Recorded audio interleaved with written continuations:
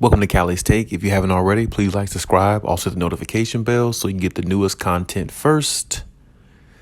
But let's just go ahead and jump right in. So, I've said several videos ago, maybe about a month ago, if that long, that the Clippers were looking to trade for another big man. And, at the time, you could have looked at it like a small situation. Some looked at it like it's a big situation. And me personally, it's not going to be like no big blockbuster trade, scenario for the Clippers or anything like that. But it could be a trade that can impact them in a huge way, either, good or bad, of course. And to me, in my estimation, the way I look at it, it would be more of a bad thing to me, because I just don't really see why the Clippers want to or even are considering parting ways with anybody on their team right now, because the one thing the Clippers don't have that a lot of other teams do have is chemistry. And the more you keep trying to take players away, trade them away to try to plug in another piece, that's another setback in regards to the chemistry you're trying to build to get to this championship type team that you want to be. So to me, leaving the band together would be more feasible at this point to me, rather than, go after a trade or anything, since you really don't even need a trade. Now, the big man that is in the trade works in regards to the Clippers, which I actually looked at it on sportsillustrated.com, is Jakob Poeltl. Or Jacob Poeltl, however you want to say it. Some people say it, the English way.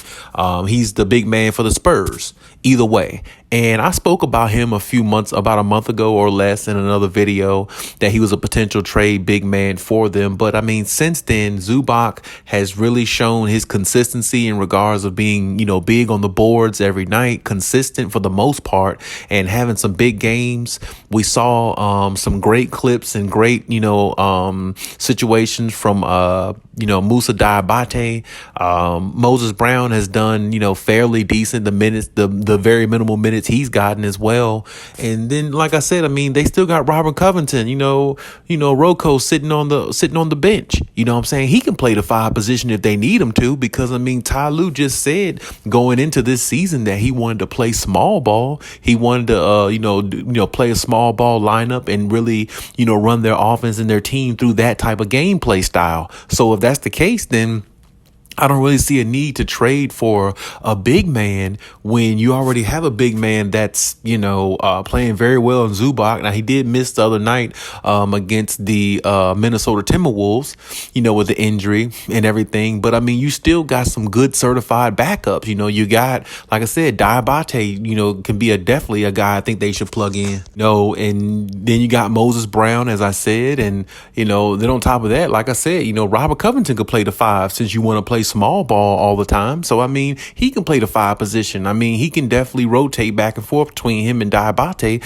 and they can hold it down till Zubac gets back. So, I mean, it's like, I don't really see the need of trading for anybody. You have enough on your team to make up for that and still play at a very high level, because if you think about it, the game that they played against the Minnesota Timberwolves, as I just talked about the other night, they came back and won that game, because they used their small ball lineup to perfection that bothered the Timberwolves a lot with Rudy Gobert in the paint, and they didn't even need Zubac to come back and win the game, and they did. So it's like, you have enough talent on your team to beat a team without a big man like Zubac being there for a little while, and because you got other big men who can step in for him, plus the way you're trying to play, the way the team is trying to play, or the way Ty Lue is trying to orchestrate the team now with the small ball system, it's going to work to your advantage with all the shooters that you have, especially if Kawhi and PG is healthy and on the floor. They make up for a lot of issues that you have completely as a team anyway. So, I mean, I don't really see the need. Now, don't get me wrong,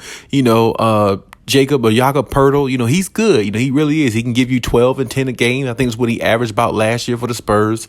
And he's had some big games for the Spurs as well. 24 points and 13 rebounds. I think one game I saw him have, I think last year, I'm not sure, early last year. But even still, he's had some big games as well. And he's definitely, a big man that can give you, a lot of versatility. And don't get me wrong, I definitely like his game a lot. I definitely think he would be good for the Clippers if he was on there. But who you going to trade for him? at this point. And like I said, Zubac is playing about the best you can get out of a big man, because Zubac is averaging about, a double per game. And that's the only thing, Jakob Poeltl would be averaging if he came to the Clippers. He wouldn't be giving them something or a dynamic so much more different than what Zubac is giving them right now. He wouldn't do no more than that. And then on top of that, I mean, what are they going to do? I guess what are they thinking? Maybe trade, Diabate and throw him in there with,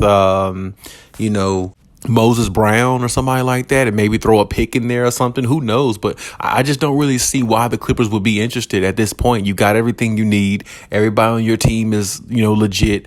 You just need health. That's all you need. And if you just need everybody to be on the floor, that's all you need. Because as far as talent all around the board, especially from what you're getting from Zubac this year, you have all the talent you need. You don't really need to go out and look for anything else, because it's really pointless at this point. If Zubac is going to continue to play like this, which he's shown for the most part, he's going to play like this throughout the season. If he's healthy enough to play, which I believe he will be, you don't really need another big man. You know what I'm saying? And like I said, the way Diabate has showed, his type of presence, and a lot of people agree with me that he looks like a possible young potential Kevin Garnett in the making. If he ever really gets his footing and gets the opportunity, well, what do you need another big man for? And you got Moses Brown sitting there on the bench, and you got Robert Covington sitting on the bench, who can play a 5 position, along with Nicholas Batum, who plays the 5 position at times. So this is what I'm saying. Like, why are the Clippers wasting interest and wasting time on situations like this when it's not really going to make them that much better? Because like I said, Jakob Poeltl is not going to give you no more points than what Zubac is giving you.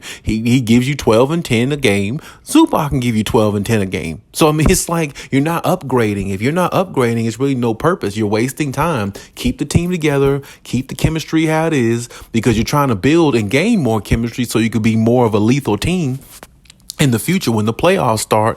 And the only way to do that is to keep the band together, because you kept them together this long. You haven't let Zubac go and this long. Zubac been there the last 4 or 5 years. You ain't let him go now. And like I said, if you're trying to find a backup to Zubac, you already have enough help in regards to a backup. So, and like I said, the way they play the small ball, you're not even really trying to run your offense through a big man like that. You're not even running that type of offense. So if that's not the offense you're really trying to run, based upon what Ty Lue said at the beginning of this season, it's really no point. So I really just think the Clippers just need to, I really hope it's just speculation more than anything else. And I hope the Clippers don't pull the trigger on that.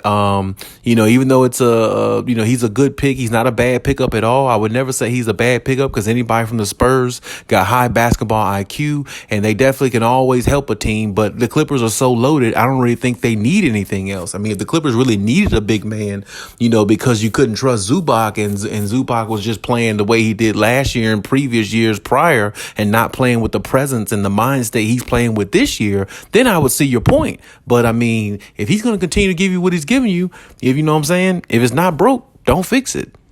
But hey, that's my take on everything. Leave any comments in the comment section. Check one of the videos if you haven't. And hey, till next time.